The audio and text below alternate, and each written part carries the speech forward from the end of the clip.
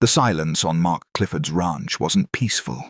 It was thick, the kind that pressed against the ears and reminded a man he hadn't spoken to another human being in days. His boots struck the dirt each morning before dawn, tracing the same path to the stables, the same inspection of fence lines that stretched across land so vast it swallowed sound. People in town said he ran the tightest operation in 3 counties. Those who'd known him longer said he'd forgotten how to be anything but alone. Mark never argued with either assessment. He'd learned ranching from his father, a man who measured worth in acres and saw sentiment as weakness, and he'd perfected it in the years since. Loss had taught him that boundaries were the only things that couldn't betray you. Wire fences, property lines, the hard edges where his land ended and the rest of the world began. He fixed what needed fixing, worked until his hands bled, and sat each evening on a porch built for a family that never came. The house behind him held rooms he didn't enter, spaces that echoed with the kind of emptiness that had weight. He told himself it was enough. He told himself that a man who needed no one couldn't be disappointed. But on nights when the wind howled and the floorboards groaned in empty hallways, something in his chest pulled tight, and he wondered if this was what he'd been built for. This fortress of solitude, this life where even his own voice sounded foreign. He never spoke the thought aloud. He just woke before sunrise and started again. Late afternoon, the sky bruised purple and grey, clouds banking low like a coming siege. Mark had been checking the south pasture when the first dust devils started spinning across the hardpan. He'd seen storms like this before, the kind that stripped paint and buried the unwary. He turned his horse toward home, urging her faster as the wind began to scream. Then he saw the flash of silver. It caught the last slant of sunlight through the gathering gloom, there in the skeletal frame of the old barn he'd been meaning to tear down for years. A figure, hunched low between rotting beams. Mark's hand moved to his hip without thought, fingers closing around the grip of his revolver. Trespassers were rare out here, and the ones who came usually had desperate reasons. He dismounted, boots hitting earth that was already starting to swirl, and approached with the gun raised. The figure didn't run, didn't even stand, just stayed there, kneeling in the dirt like something waiting for judgment. And when Mark got close enough to see clearly, he found himself staring at a woman with braided silver hair and a face carved by years into something between ruin and resilience. Her eyes were wet, reflecting the strange light of the storm, and her hands were pressed flat against the ground as if she were holding herself to the earth. She looked up at him, at the gun, at the man behind it, and whispered something he couldn't hear over the rising wind. Mark's finger stayed on the trigger, but his arm didn't feel steady anymore. There was something in her expression that made him think of foundations cracking, of walls he'd built that suddenly seemed thinner than he'd believed. She spoke again, louder this time, and the words reached him like a promise or a prophecy he had no reason to trust. "One day, I'll give you a child." Mark Clifford was a man who believed only in what he could see, touch, and fence in. But standing there with a revolver pointed at a weeping stranger while a dust storm swallowed his land, he found himself unable to pull away. The gun felt heavier than it should. The woman looked smaller than anything should look, and still survive. He lowered the barrel just an inch, and made a choice that would unravel everything he thought he'd built. Mark kept the gun trained on her even as he reached down with his free hand. The wind was a living thing now, tearing at his coat, throwing grit against his face hard enough to sting. Rose took his hand without hesitation, her grip surprisingly strong, and rose to her feet with the careful movement of someone who'd learned to expect pain. "Please," she said, and the word barely made it through the roar of the storm. "I won't steal. I won't cause trouble. Just tonight." Mark studied her face, searching for the lie, the angle, the thing that would justify sending her back into the dust. He found nothing but exhaustion and something else. A dignity that hadn't been beaten out of her despite evidence it had been tried. Her braids whipped in the wind. Her dress was torn at the hem. She stood there waiting for his verdict, like she'd stood waiting for verdicts before. He holstered the revolver and jerked his head toward the house. The walk back took minutes that felt longer. Rose followed 3 steps behind, close enough that he could hear her labored breathing over the storm, far enough that she wouldn't spook him into changing his mind. When they reached the porch, Mark shouldered open the door and stepped aside. She hesitated at the threshold, as if crossing it meant something she couldn't take back. "Get inside before we both blow away," he said. And she did. Rose moved through the house like a ghost, trying to earn her haunting. Mark woke the second morning to find her mending a torn curtain in the front room, her fingers working the needle with the kind of precision that came from a lifetime of making things last. He hadn't asked her to do it, hadn't even noticed the curtain was torn, until he saw it whole again. "You don't have to," he said from the doorway. She didn't look up. "I know." By the 3rd day, she'd scrubbed years of grime from the kitchen windows, patched a loose floorboard that had been squeaking since his father's time, and organized the pantry into rows so neat they looked like an accusation. Mark found himself avoiding the rooms she'd touched, unsettled by how different they felt, like walking into a version of his house that belonged to someone else. He ate breakfast in silence while she worked. Ate dinner the same way. The only sounds were forks on plates and the small noises of her labor elsewhere in the house. It should have been tolerable. He'd lived in silence for years. But this silence had weight. It had presence. It reminded him every moment that someone else was breathing his air, disrupting the careful equilibrium he'd built. At night, he lay awake, listening to her move in the guest room, the floorboards creaking under unfamiliar feet, and felt something in his chest that might have been resentment, or might have been something worse. Relief, maybe, that he wasn't alone. It happened on the 5th evening, while Mark was fixing a bridle on the porch, and Rose sat in the doorway shelling peas into a bowl. The sun was setting, painting everything the color of old copper, and for a moment the silence between them felt almost comfortable. "I meant what I said," Rose murmured, her hands never stopping their work. "About the child." Mark's fingers stilled on the leather. He didn't look at her.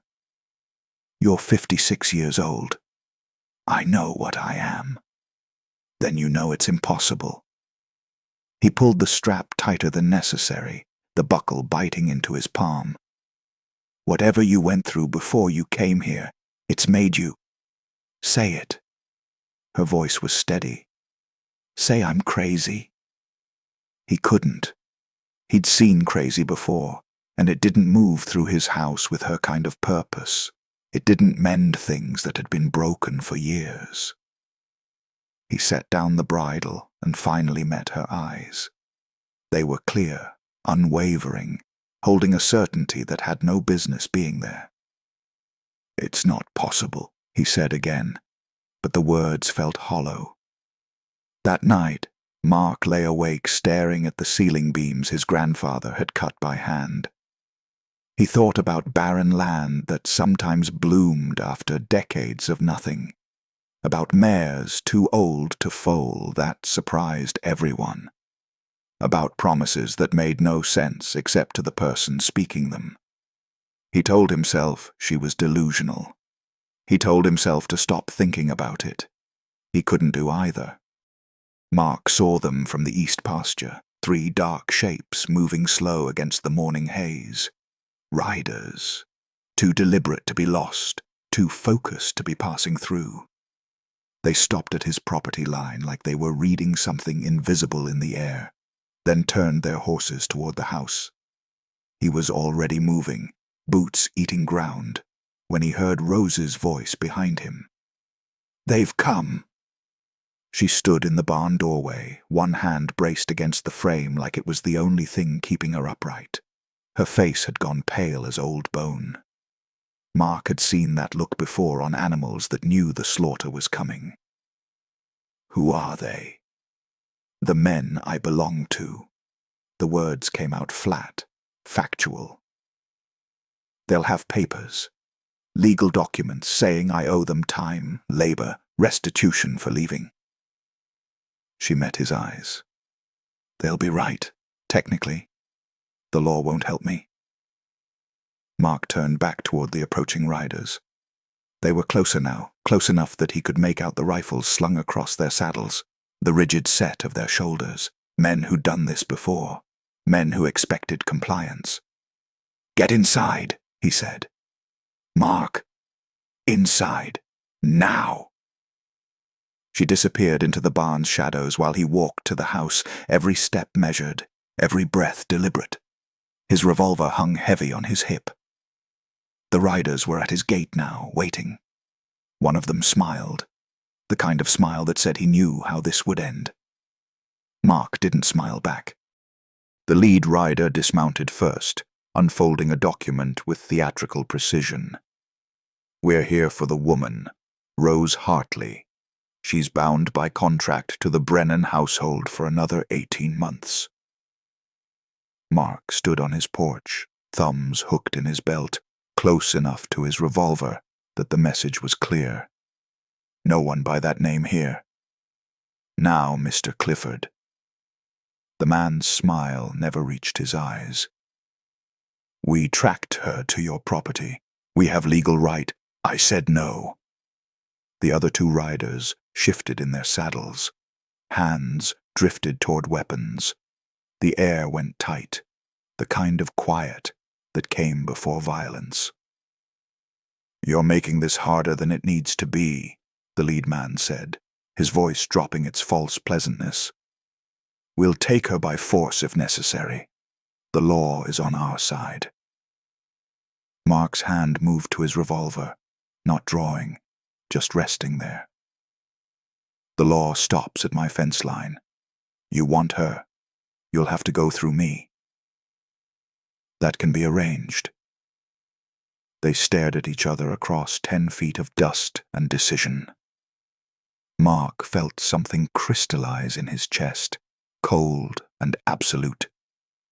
He thought about Rose's hands mending his curtains, her quiet presence filling rooms that had been empty too long, the impossible promise she'd made with such certainty. He'd lived alone for years, built walls high enough to keep out anything that might hurt him. But standing there, he realized some things were worth bleeding for. "Try it," Mark said softly. They left before dawn, taking only what 2 horses could carry. Mark stood in the doorway of the house his grandfather had built. His father had died in, watching the first light touch the porch where he'd spent 48 years learning to be alone. Rose waited by the horses, her silver braids tucked under a hat, her face turned toward the horizon. "They'll come back," she said when he finally joined her. "With more men. The law." "I know." He swung into the saddle and looked back one last time. The ranch spread out behind them. Fence lines he'd ridden every morning, land he'd bled for. Everything he'd ever believed made him who he was. He thought about his father's voice. A man is nothing without his land. A man who runs is no man at all. Mark turned his horse west and nudged her into motion. They rode through country that grew stranger with each mile, leaving behind everything familiar. The land changed from flat hard pan to rolling hills, then to valleys choked with pine. Mark had never been this far from home. had never wanted to be. But Rose rode ahead of him with her back straight, and he found himself following without question. On the third night, camped under stars he didn't recognize, Rose spoke into the darkness. "Thank you." Mark fed another stick to the fire. "Don't thank me yet. We don't know where we're going." "Yes, we do," she said. "Forward?" The valley revealed itself through a gap in the mountains they almost missed, a fold in the landscape where a creek ran clear and cottonwoods grew thick enough to hide in. No roads led here. No fence lines cut the grass. Mark dismounted and walked the perimeter like he was reading scripture, his boots sinking into soil that had never known a plow. "This could work," he said, more to himself than Rose.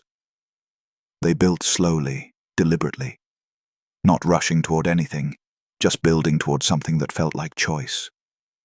Mark felled trees for a cabin, while Rose cleared ground for a garden. They worked without speaking most days, but the silence had changed. It wasn't the heavy quiet of his ranch, where emptiness pressed against the walls. This was the silence of two people who didn't need words to understand the rhythm of shared labor. At night, they sat by the fire and Mark found himself talking about things he'd never spoken aloud. His father's hardness, the years he'd spent believing isolation was strength. Rose listened without judgment, her hands always busy with some small repair, and sometimes she'd share pieces of her own story, fragments about servitude and survival that made Mark's jaw tighten. One evening, she reached across the space between them and placed her hand over his. Just that, her palm warm against his scarred knuckles. "We're building something good here," she said. Mark turned his hand over and held hers back. "Yes," he agreed. "We are." Mark noticed the changes before Rose said anything. The way she moved slower in the mornings, one hand pressed to her lower back. How she'd stop mid-task and stand very still, like she was listening to something only she could hear. He told himself it was age, exhaustion from the journey, nothing more. Then one morning, he found her by the creek, crying. "Rose." He was beside her in 3 strides, searching for injury, threat, some visible thing he could fix. She looked up at him with tears streaming down her face and laughing at the same time, and pressed his hand flat against her stomach. "Feel," she whispered. Mark felt nothing at first. Then, something. A flutter, impossible and unmistakable. His hand jerked back like he'd touched fire. "No, that's not. You can't. I told you." Her voice was steady despite the tears. "I told you I would give you a child." Mark stumbled backward, his mind trying to build walls around something that made no sense. 56 years old, no husband, no reason in the world for this to be possible. He'd spent his whole life believing only in what could be measured, fenced, controlled. How? The word came out broken. Rose stood, one hand still resting on the curve that Mark could see now, had been blind to before. "Does it matter?" He stared at her, at the impossible made flesh, and felt every certainty he'd ever held crack open like dry earth before rain. "No," he said finally. "I guess it doesn't."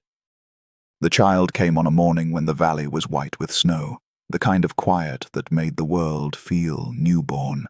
Mark had ridden 12 miles for the midwife, his heart hammering the entire way, but by the time they returned, Rose had already done what needed doing. She lay exhausted in their bed, silver hair dark with sweat, and in her arms was a tiny, squalling thing that made no sense and all the sense in the world.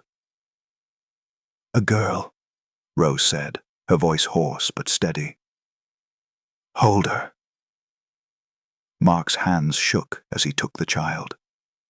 She was impossibly small, impossibly real, her face red and furious at being born.